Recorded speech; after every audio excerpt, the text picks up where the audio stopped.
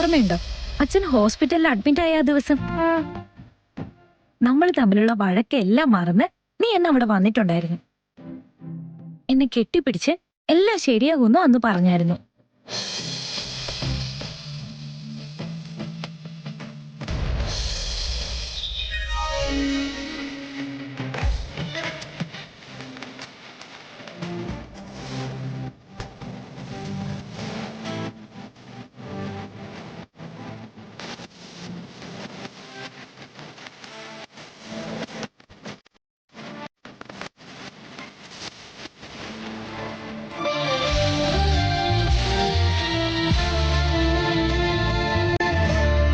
നീ വെറുതെ ടെൻഷൻ ആവണ്ട അമൂല്യ. ഞാനില്ലേ കൂടെ. അച്ഛനൊന്നും വരില്ല.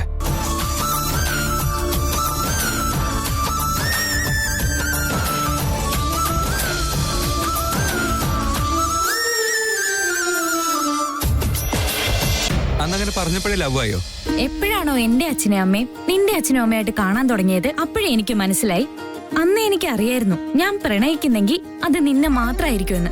എല്ലാവർക്കും മറ്റൊരാളെ ഇഷ്ടപ്പെടാൻ എന്തെങ്കിലും ഒരു കാരണം ഉണ്ടാവൂല്ലേ? അതായത് അവരുടെ സ്വഭാവമോ നോട്ടമോ ചിരിയോ മനസ്സോ, സംതിങ് ലൈക്ക് ദാറ്റ്. നമ്മൾ ഈ സിനിമയിലൊക്കെ കാണുന്ന പോലെ അല്ലേ? എപ്പോഴാ സ്നേഹം തോന്നിയെന്ന് ചോദിച്ചതിന് ഞാൻ എന്തൊക്കെയോ കാരണങ്ങൾ പറഞ്ഞു, ശരിയാ.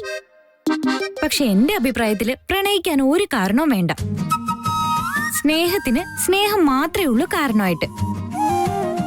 പ്രണയമായതിനു ശേഷം നമ്മളിങ്ങനെ വെറുതെ ഒരു കാര്യമില്ലാതെ എന്തെങ്കിലുമൊക്കെ പറഞ്ഞ് അടിപിടി ഉണ്ടാക്കി വെറുതെ സമയം കളഞ്ഞോണ്ടേയിരിക്കും. I like you. I love U.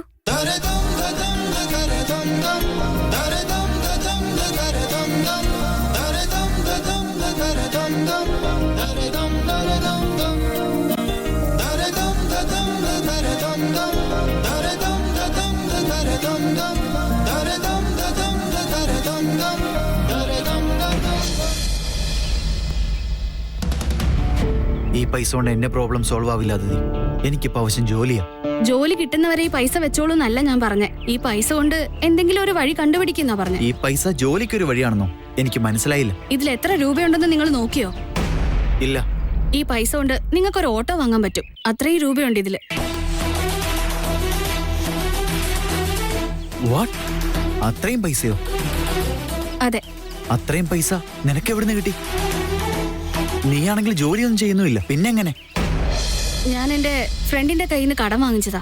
നീ എന്താ ഈ പറയുന്നേ? എനിക്ക് വേണ്ടി നിന്റെ ഫ്രണ്ടിനോട് നീ കടം വാങ്ങിയോ? നിന്റെ ഫ്രണ്ട്സ് എന്നെ കുറിച്ച് എന്ത് വിചാരിക്കും? ഇത്രയും പൈസ ആര് വെറുതെ തരും? ഇത് ഞാൻ എന്റെ ബെസ്റ്റ് ഫ്രണ്ടിന്റെ കയ്യിൽ നിന്ന് വാങ്ങിച്ചതാ.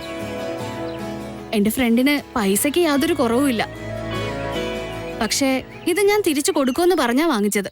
അത് കൊടുക്കുകയും ചെയ്യും. എങ്ങനെ തിരിച്ചു കൊടുക്കും അതിഥി? എന്റെ പോക്കറ്റ് മണിന്ന് ഞാൻ കൊടുക്കും. അത് കുടത്തിൽ നിന്ന് ഒരു ഗ്ലാസ് വെള്ളം കടലിലേക്ക് എടുത്ത് ഒഴിക്കുന്നത് പോലെ ആയിരിക്കും. അതൊന്നും നടക്കുന്ന കാര്യമല്ല അതിഥി. നീ ഇത് ആരുടെ കയ്യിൽ നിന്ന് വാങ്ങിയോ അവർക്ക് തന്നെ തിരിച്ചു കൊടുത്തേക്കും. This is not right. അന്ന് നിങ്ങൾ എന്നെ ആ പൂവാലന്മാരിൽ നിന്ന് രക്ഷിച്ചില്ലേ? അപ്പൊ എനിക്ക് എന്തെങ്കിലും ചോയ്സ് ഉണ്ടായിരുന്നോ? നിങ്ങൾ എന്തെങ്കിലും തിരിച്ചു പ്രതീക്ഷിച്ചായിരുന്നോ? ഫാമിലി എന്ന് വെച്ചാൽ ഇങ്ങനല്ലേ, പരസ്പരം സഹായിക്കണ്ടേ? ഇന്ന് ഇത് വെച്ചേ. നീ വാശി പിടിക്കില്ല അതിഥി. വാശി പിടിക്കുന്നത് നിങ്ങളാ. ഞാനിത് നിങ്ങൾക്കൊരു പ്രശ്നം ഉണ്ടാക്കാൻ വേണ്ടി അല്ല തരുന്നത്. എന്നെ വിശ്വസിക്ക്, നമ്മുടെ ഫ്രണ്ട്ഷിപ്പ് ഈ പൈസ കാരണം നഷ്ടപ്പെടില്ല. അതങ്ങനെയല്ല അതിഥി, ഇത് ശരിയാവില്ല. ഞാൻ ഹെൽപ്പ് ചെയ്യുന്നു ചിന്തിച്ചിട്ടാണോ ഇത് വാങ്ങാത്തത് ധ്രുവ? അല്ല, അങ്ങനെയല്ല. നിങ്ങളെ ആദ്യം കണ്ടപ്പോ എനിക്ക് ദേഷ്യം വന്നെന്നുള്ളത് സത്യമോ? പിന്നെയാ മനസ്സിലായത് നിങ്ങൾ വളരെ നല്ല ആളാണെന്ന്. എനിക്കിതുവരെ ആരെയും സഹായിക്കാൻ പറ്റിയിട്ടില്ല. ഞാൻ ഡിപ്പെൻഡന്റ് ആയിട്ട് തന്നെയാ വളർന്നെ. ഇങ്ങനൊരു സമയത്ത് നിങ്ങളെ ഹെൽപ്പ് ചെയ്യണമെന്ന് തോന്നി. അതിനാ ഇങ്ങനൊരു റിസ്ക് എടുത്തത്. നിങ്ങളിത് മേടിച്ചില്ലെങ്കിൽ ഞാൻ തോറ്റുപോയി എന്ന് അർത്ഥം. ശരി, ഞാനിത് മേടിക്കാം. പക്ഷെ ഈ കടം വീട്ടേണ്ടത് നീയല്ല, ഞാനാ. ഞാൻ കഷ്ടപ്പെട്ട് ഈ പൈസ നിന്റെ ഫ്രണ്ടിന് തിരിച്ചു കൊടുക്കും. അത് ഓക്കെ ആണെങ്കിൽ മാത്രമേ ഞാനിത് വാങ്ങുള്ളൂ. ശരി. Thank you.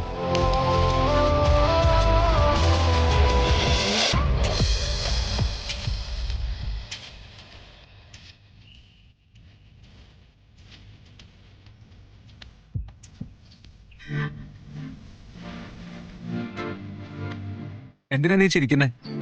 നീ ഇപ്പോ ഞാനൊന്ന് ഡ്രിങ്ക്സ് കഴിച്ച ദിവസമല്ലേ റെഫറൻസ് ആയിട്ട് പറയുന്നത്? അപ്പൊ അന്ന് നീ ശരിക്കും കുടിച്ചിട്ടുണ്ടായിരുന്നു അല്ലേ? എനിക്കെന്താ വട്ടാണോ? ഞാനൊന്നും കുടിച്ചിട്ടില്ലായിരുന്നു, പക്ഷെ കുടിപ്പിച്ചിട്ടുണ്ടായിരുന്നു തോന്നുന്നു. ആ ഭ്രാന്തി ശാരികയില്ലേ, അവള് ജ്യൂസിൽ ആൽക്കഹോൾ മിക്സ് ചെയ്തു എന്ന് എനിക്ക് തോന്നുന്നേ. അയ്യടാ, നിനക്ക് ടേസ്റ്റ് മനസ്സിലാവില്ലേ? എന്ത് ചോദ്യം നീ ചോദിക്കുന്നേ? ഞാനത് കുടിച്ചു നോക്കിയിട്ടുണ്ടെങ്കിലല്ലേ അതിന്റെ ടേസ്റ്റ് എനിക്ക് അറിയാൻ പറ്റൂ. ആൽക്കഹോൾ കുടിക്കുന്ന ശീലമില്ല എന്നല്ലേ ഉള്ളൂ. സോഫ്റ്റ് ഡ്രിങ്ക്സ് കുടിച്ചാൽ അത് അറിയാലോ നിനക്ക്. അതൊക്കെ ഉണ്ട്, പക്ഷെ അന്ന് ഞാൻ കഴിച്ച ഡ്രിങ്ക്സിന്റെ ടേസ്റ്റിന് വലിയ വ്യത്യാസമൊന്നും തോന്നിയില്ല. കുറച്ച് സ്ട്രോങ് ആണെന്നുള്ള കാര്യം മാത്രം മനസ്സിലായി. എല്ലാത്തിനേക്കാളും കൂടുതലായിട്ട് അന്ന് ഹേർട്ട് ബ്രേക്ക് ആയ ഫീലിംഗിലല്ലായിരുന്നോ ഞാനും വൺ സൈഡ് ലവർ ആയല്ലോ എന്നുള്ള സങ്കടത്തിൽ കരഞ്ഞോണ്ടിരിക്കുകയല്ലായിരുന്നു ആ സമയത്ത് ഞാൻ. മനസ്സിൽ മുഴുവൻ നീയായിരുന്ന സമയത്ത് അതൊക്കെ എനിക്ക് എങ്ങനെ മനസ്സിലാവാനാ? ഞാൻ അറിഞ്ഞോ അറിയാതെയോ എന്റെ കാര്യം കൊണ്ട് നിനക്ക് വിഷമമായിട്ടുണ്ടെങ്കിൽ ഐ എം റിയലി സോറി. പോട്ടെ വീട്, ഇപ്പൊ നിന്നെ കിട്ടിയില്ലേ. നമ്മളെപ്പോഴും പോസിറ്റീവായിട്ട് ചിന്തിച്ച എല്ലാ കാര്യങ്ങളും നന്നായിട്ട് നടക്കുന്ന എല്ലാരും പറയാറ്. ഉരുളക്കി ഉപ്പേരി പോലെ കാര്യങ്ങൾ പറയുമെങ്കിലും നിന്റെ മനസ്സിലും അത്യാവശ്യം ഫിലോസഫി കൊണ്ടല്ലേ. Not bad. അതെല്ലാവർക്കും കാണും. പക്ഷെ അന്ന് ഡ്രിങ്ക്സ് ഒക്കെ കഴിച്ച് ഞാൻ വളരെ ഓവറായി പോയില്ലേ. സത്യം പറയുവാണെങ്കിൽ അന്ന് എന്തൊക്കെയാ സംഭവിച്ചെന്ന് എനിക്ക് ഒരു ഓർമ്മയില്ല. നിന്നോട് ഞാൻ ഒരുപാട് മോശമായിട്ട് സംസാരിച്ചു അല്ലേ? ഏയ്, കുറച്ചൊക്കെ മോശമായിട്ട് സംസാരിച്ചെന്നിരിക്കാം, പക്ഷെ എനിക്ക് അതിലെ സങ്കടമൊന്നും തോന്നിയില്ല. നീ അന്ന് ഓരോന്ന് കാട്ടിക്കൂട്ടിയത് ഞാൻ വല്ലാണ്ട് ആസ്വദിച്ചു. അന്ന് നിന്റെ കുടിച്ച കെട്ടിറക്കേണ്ടതായിരുന്നു എന്റെ ഏറ്റവും വലിയ ടാസ്ക്. എന്നിട്ട് ഞാൻ യോഗട്ട് തന്ന് നിനക്ക് ഓർമ്മയില്ലേ? അന്ന് മുതലേ നീ എന്ന് വെച്ച് എനിക്ക് ഭ്രാന്തായിരുന്നു. പക്ഷെ എന്തുകൊണ്ട് ഈ കാര്യം പറയാൻ പറ്റാത്തെന്ന് ഞാൻ ആലോചിക്കുന്നത്. അപ്പൊ നീ അന്നൊക്കെ എന്നെ വല്ലാതെ സ്നേഹിച്ചിരുന്നു അല്ലേ? നിനക്ക് അത്ര ഇഷ്ടമായിരുന്നു എന്നെ? അയ്യോ മണ്ട, ഞാൻ എപ്പോ മുതലാ നിന്നെ ഇഷ്ടപ്പെടാൻ തുടങ്ങിയെന്ന് എനിക്ക് തന്നെ അറിയില്ല. എന്നാലേ അന്ന് എനിക്ക് മാത്രല്ല നിന്റെ ഫാമിലിക്കും എനിക്ക് നിന്നെ ഇഷ്ടമാണെന്നുള്ള കാര്യം അറിയായിരുന്നു. വാട്ട്? അങ്ങനെയാണെങ്കിൽ വിക്രാന്തിനും ആദിക്കും സിദ്ധാർത്ഥിനും ഒക്കെ നീ എന്നെ സ്നേഹിക്കുന്ന കാര്യം ഓൾറെഡി അറിയുമായിരുന്നോ? ഓ, 200% അറിയായിരുന്നു. ആഹാ, വെറുതെ അല്ല അവന്മാർ എന്റെ അടുത്ത് വന്ന് നിന്നെ കുറിച്ച് ഓരോന്ന് പറഞ്ഞുകൊണ്ടിരുന്നത്. എന്നാ നിന്റെ ഇഷ്ടം അവർക്ക് എന്നോടെങ്കിലും പറയായിരുന്നില്ലേ? വെറുതെ ഇങ്ങനെ ഇത്രയും കോംപ്ലിക്കേഷൻസിന് ആവശ്യമുണ്ടായിരുന്നോ? പിന്നെ നീ ഒരു മണ്ടനാണെന്ന് എന്തിനാ തെളിയിക്കുന്നേ? അവരെങ്ങനെയാ എന്റെ മനസ്സിൽ തോന്നിയ കാര്യം നിന്നോട് പറയുന്നേ? അത് ഞാൻ തന്നെ നിന്നോട് പറയുന്നല്ലേ നല്ലത്? അതിനേക്കാളും നല്ലത് സ്നേഹിക്കുന്ന ചെറുക്കൻ തുറന്നു പറയുന്നതല്ലേ? അതുകൊണ്ട് പെൺകുട്ടികൾ കുറച്ച് വെയിറ്റ് ചെയ്യുന്നതാ നല്ലത്. അതാകുമ്പോ നല്ല രസമായിരിക്കും. ആക്ച്വലി ഇതൊക്കെ പണ്ട് മുതലേ ഇങ്ങനെ തന്നെയാ. എന്നിട്ട് എന്തു പറ്റി? നീ എന്നെ വെയിറ്റ് ചെയ്യിപ്പിച്ചില്ലല്ലോ. പ്രപ്പോസ് ചെയ്തപ്പോഴേ സമ്മതിച്ചില്ലേ? അയ്യോ എന്റെ ദൈവമേ, നീ പ്രപ്പോസ് ചെയ്യാൻ വേണ്ടി ഇത്രയും നാളും ഞാൻ കാത്തിരുന്നില്ലേ? ഇനിയും ഞാൻ നിനക്ക് വേണ്ടി വെയിറ്റ് ചെയ്താ നമ്മൾ രണ്ടാൾക്കും പ്രായമായി അപ്പോഴേക്കും കയ്യിലൊരു വടിയും വരും. ആൺകുട്ടികൾ എന്നെ ആദ്യം പ്രപ്പോസ് ചെയ്യണമെന്ന് ഒരു നിർബന്ധവും ഇല്ല. നിങ്ങൾ പെൺകുട്ടികൾക്കും പ്രപ്പോസ് ചെയ്യാലോ. ഇതിൽ തെറ്റ് നിന്റെ അടുത്താ. ഞാൻ പറയണമെന്ന് തന്നെ തീരുമാനിച്ചതായിരുന്നു. അതുകൊണ്ടാ നീ ഡൽഹിയിലായിരുന്നപ്പോ എനിക്ക് നിന്റെ ഗേൾഫ്രണ്ട് ആകാൻ പറ്റില്ലെന്ന് ഞാൻ പറഞ്ഞത്. എന്താണെന്ന് വെച്ചാ അന്നു മുതലേ എനിക്ക് നിന്നോട് ഒരുപാട് ഇഷ്ടമായിരുന്നു. നീ അന്നൊരു ദിവസം വീട്ടിലേക്ക് വാ. നിന്റെ ഇഷ്ടം എന്നോട് പറഞ്ഞില്ലെങ്കിലും എന്തൊക്കെയായാലും ഞാനെങ്കിലും പറയണമെന്ന് വിചാരിച്ച് അങ്ങോട്ട് വന്നത്. എന്നാ നീയും അന്ന് നമ്മുടെ ഇടയിലേക്ക് ഒരു ബലിക്കാക്കയെ കൊണ്ട് നിർത്തി. ഇപ്പൊ എന്തിനാ അവളെ പറ്റി പറയുന്നേ? നീ എന്റെ ഗേൾഫ്രണ്ട് ആയിട്ട് ആക്ട് ചെയ്യില്ല എന്ന് പറഞ്ഞില്ലേ? അതുകൊണ്ടാണ് അവളെ കൊണ്ടുവന്നത്. ഞാൻ എന്റെ ലൈഫിലെടുത്ത ഒരു റോങ് ഡിസിഷൻ ആയിരുന്നു അത്. എന്ത് ചെയ്യാ?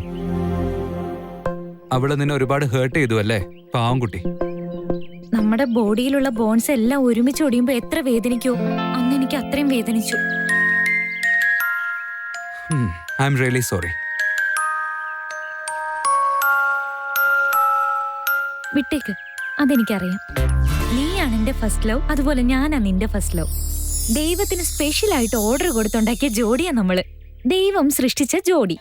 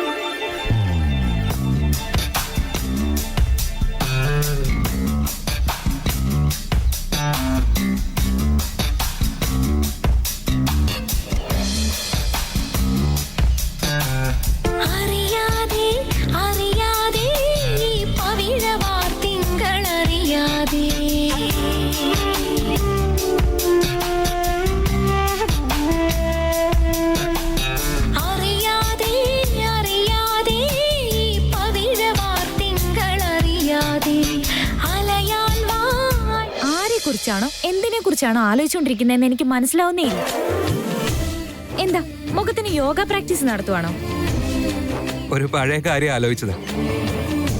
അന്ന് ഞാൻ നിനക്ക് യോഗട്ട് വാങ്ങി തന്നില്ലേ, ആ കാര്യമൊക്കെ. തന്റേടിയായ ഈ പെൺകുട്ടി, ഈ വായാടി ഗുരുവായൂരപ്പ, എല്ലാ കാര്യങ്ങളും ഒരു ഫ്ലാഷ് ആയിട്ട് വന്നു. റോഡാണെന്ന് പോലും നോക്കാതെ നീ ഒരു സീൻ ക്രിയേറ്റ് ചെയ്തു അല്ലേ? എപ്പോ നോക്കിയാലും വായ തുറന്ന് വളവളാന്ന് സംസാരിച്ചോണ്ടിരിക്കുന്ന നീയെ രക്തം കണ്ട് ഇമ്മീഡിയറ്റ് ആയിട്ട് ബോധം കെട്ട് വീണില്ലേ, അത് അൾട്ടിമേറ്റ് ഒരു കോമഡിയാ. ഇപ്പൊ രക്തം കണ്ടാലും ഞാൻ ഇവിടെ തന്നെ ബോധം കിട്ടി വീഴും. അതെന്റെ ഒരു വീക്ക്നെസ്സോ? നിന്റെ ആ വീക്ക്നെസ്സും എനിക്ക് ഇഷ്ടമാമൂല്യ. അന്ന് നീ ആ കൺവെൻഷൻ ഹാളിൽ ബ്ലഡ് കണ്ടിട്ട് കട്ടിലിന്റെ അടിയിൽ ബോധം കെട്ട് വീണില്ലേ, അന്ന് ഞാൻ ആകെ പേടിച്ചുപോയി. അവിടെ ആകെ തീയായിരുന്നു. അന്ന് ഞാൻ നിന്നെ എടുത്തോണ്ട് എങ്ങനെ പുറത്തു വന്നെന്നറിയോ? അതൊക്കെ എന്റെ കണ്ണിൽ ഇപ്പോഴും ഉണ്ട് അമൂല്യ. ഇതുകൊണ്ടാ ഞാൻ എപ്പോഴും പറയുന്നത്, നമുക്ക് നമ്മളെ ഉള്ളൂ എന്ന് എപ്പോഴേ ഫിക്സ് ചെയ്ത കാര്യം. I wish. പക്ഷെ ആ കാര്യങ്ങളൊക്കെ ഞാൻ എന്റെ മനസാക്ഷിയോട് അന്നേ ചോദിച്ചിരുന്നുവെങ്കിൽ നല്ലൊരു ഉത്തരം കിട്ടിയേനെ. എന്താണെന്ന്? നീ ഇപ്പൊ ആ സിമ്പതി കാണിക്കുന്നില്ലേ, ആ വായാടി പെണ്ണ്, അവൾ എന്തെങ്കിലും ഒരു ദിവസം നിന്റെ ലൈഫിൽ ഇമ്പോർട്ടന്റ് പേഴ്സൺ ആയിട്ട് മാറുമെന്ന്. അത് മാത്രമല്ല, നീ ഈ കൊണ്ടു നടക്കുന്ന സിദ്ധാന്തങ്ങളും റൂൾസും കൊണ്ട് നിന്റെ ലൈഫിൽ ഒരു യൂസും ഇല്ലാന്നും പറയും. നീ അവളുടെ ഒപ്പം എൻജോയ് ചെയ്യുന്നു. എനിക്കും അങ്ങനെ തോന്നുന്നു. അന്നത്തെ സിറ്റുവേഷൻ ഒന്നുകൂടെ ഉണ്ടായിരുന്നെങ്കിൽ ഒന്ന് എൻജോയ് ചെയ്യായിരുന്നു തോന്നുന്നു. ടൈം മെഷീൻ എന്ന് പറയുന്ന ഒരു സാധനം വാങ്ങിക്കാൻ കിട്ടുമായിരുന്നെങ്കിൽ അതിന് എത്ര രൂപയാണെങ്കിലും ഞാൻ നിനക്ക് വാങ്ങിച്ചു തരായിരുന്നു അമ്മൂല്യ. കാറൊന്ന് സൈഡാക്കാമോ? എന്തു പറ്റി? എല്ലാത്തിനും എന്ത് പറ്റിയെന്നൊന്നും ചോദിക്കരുത്.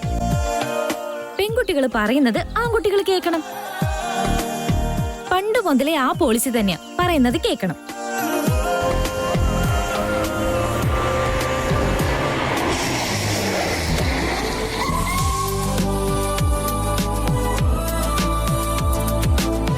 എന്തോ പറയാനുണ്ടെന്ന് പറഞ്ഞില്ലേ, ഇപ്പൊ അതെന്താണെന്ന് പറ.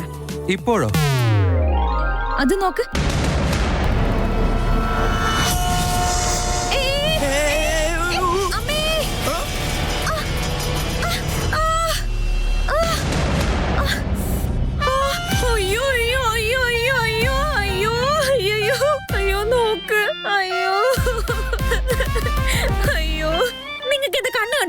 രാവിലെ മുതലേ കുടിച്ചിട്ടാണോ വണ്ടി ഓടിക്കുന്നത്? വലിയ കാറിലിരുന്ന ഇതുപോലെ ഒരു ടൂ വീലറിൽ വന്ന് കാണാൻ പറ്റില്ലേ നിങ്ങൾക്ക്? ഇത് വൺ വേ ആണെന്ന് അറിയില്ലേ? വൺ വേ കൂടി വരുന്നത് തന്നെ തെറ്റാ. അതുകൂടാതെ ഇത്ര സ്പീഡിലും കൂടെ വന്ന നിങ്ങളോ?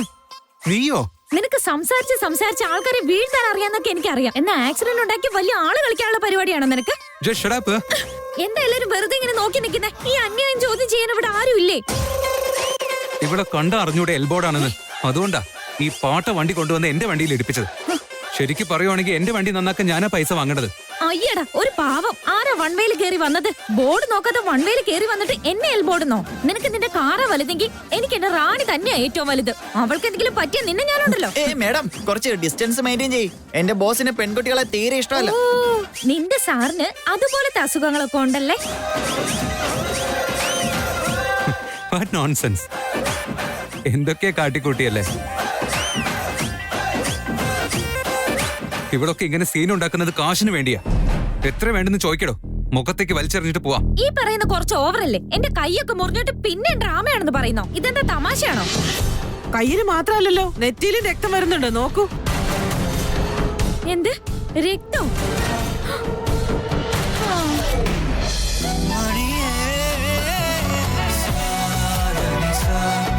എല്ലാം ശരിയാവും വേദാന്ത്.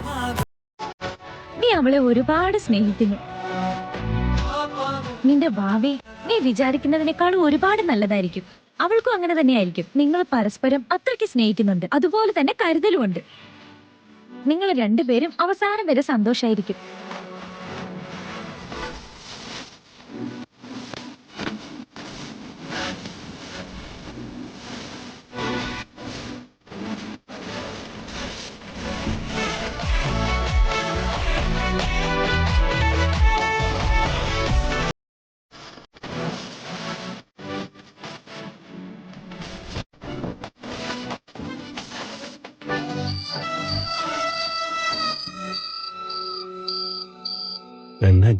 അതെ, ഊണ് റെഡി. ആ പാത്രം എടുക്ക്, എല്ലാവർക്കും കൊടുക്ക്. അമ്മേ, ഒരു മിനിറ്റ്. എന്താ? ഇതിന്റെ മേളിൽ വെച്ചോ. ഏയ്, ഇവിടെ വെക്ക്, ഞാൻ വിളമ്പിക്കോളാം. ഞാൻ വിളമ്പാം, നീ എന്തിനാ വിളമ്പുന്നേ? അമ്മ അടുക്കള ജോലി ചെയ്ത് ആകെ ക്ഷീണിച്ചിരിക്കുക. അതുകൊണ്ട് അങ്ങളുടെ കൂടെ ഇരുന്ന് ഊണ് കഴിക്കും. അത് കുഴപ്പമില്ല മോനെ, എല്ലാവർക്കും കൊടുത്തിട്ട് ഞാൻ കഴിച്ചോളാം. അങ്ങനെ തന്നെ വേണമെന്ന് എന്തെങ്കിലും റൂൾസ് ഉണ്ടോ അമ്മേ? ഞാൻ വിളമ്പിത്തരാം, അമ്മ ഇരുന്ന് കഴിക്കും. എനിക്കത് ശീലമായി പോയി.